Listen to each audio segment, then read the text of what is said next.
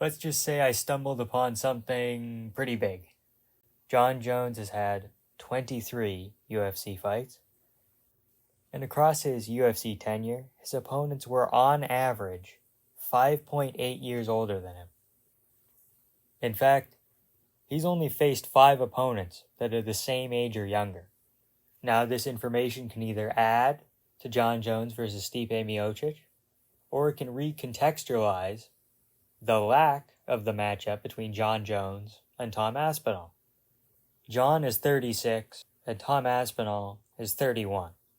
Right? Jon Jones has never faced an opponent that was more than 3 years younger than him. Jon Jones and the UFC have been cherry-picking matchups for 15 years. And if I was to muster a guess, I'd say it's because Jon is scared of Aspinall. I love Stipe just as much as the next guy, but it's a horrible matchup for him. When people talk about the GOAT argument, and they talk about GSP and Anderson Silva, they fought multiple generations. They cleared out the division. They lapped it, right? So if Jon wants to compare himself to the greats, he should do the same. Turn back the clock against the new generation of heavyweights. Gane, Aspinall, Blades, Pavlovich. Then I'll call you the GOAT. I give Khabib and Islam a lot of shit on this channel, but they have both never fought anyone 10 years their senior.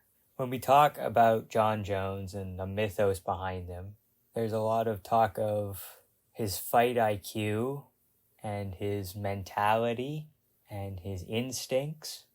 So why wouldn't that carry over to Jon and his team, his manager, and the UFC even, picking favorable matchups against old people with big name value, right? But it's always people on the way out. It's Chael at the end of his prime. Rampage Jackson was 9 years older, same with Machida. Rashad Evans was 8 years older. Vitor was 11 years older. The only fights that have been close to his age are Gustafsson in the first fight, and then we see the most recent fights of his career. Thiago Santos at 4 years older. Dominic Reyes is 2 years younger, and Cyril Gane is 3 years younger. And even early, I mean, his debut was 10 years older. Stephan Bonner, 10 years older. Matt Hamill, 11 years older.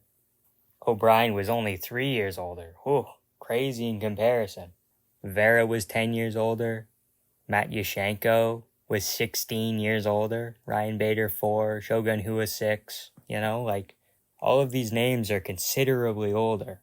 All over 5, except for 2, 3 of them.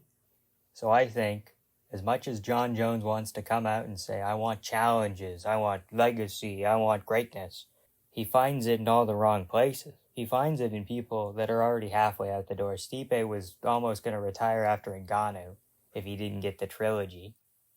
I think that Tom Aspinall is the current scariest heavyweight.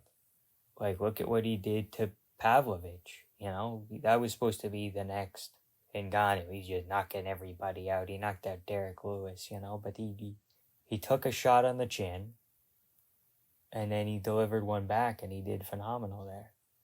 I wouldn't want to fight him if I was Jon. And again, it's just clever matchmaking, but he's trying to act like Tom isn't worthy and Tom isn't adding to his legacy, when it's obvious that it's the opposite.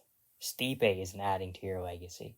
Stipe's 5 years older, right? I guess a little bit better than 10, but he's 41, so he wears it more than a difference between a 20 and a 30-year-old. It's just another sad thing, that we're getting kind of hornswoggled into this. I'd like to see Stipe fight Jon as well, but he's going to retire afterwards. You just know he will. You just know he'll be like, I want to go out on a high. Jesus Christ! Jesus Christ! And then he's going to walk off into the sunset and say, I'm the GOAT, put me at pound for pound number 1. Going to clamor for it like Khabib did, and I'll give it to him, right? Because it's recency bias. And then that'll be it for Jon. And he'll have this unmatched legacy filled with these speed bumps. 16 years older, PEDs in the middle, not fighting Dan Henderson. And the saddest part is, Jon has no one to blame but himself. If you enjoyed this video, like, comment, subscribe, share, all that good stuff for more MMA content. And have a good time.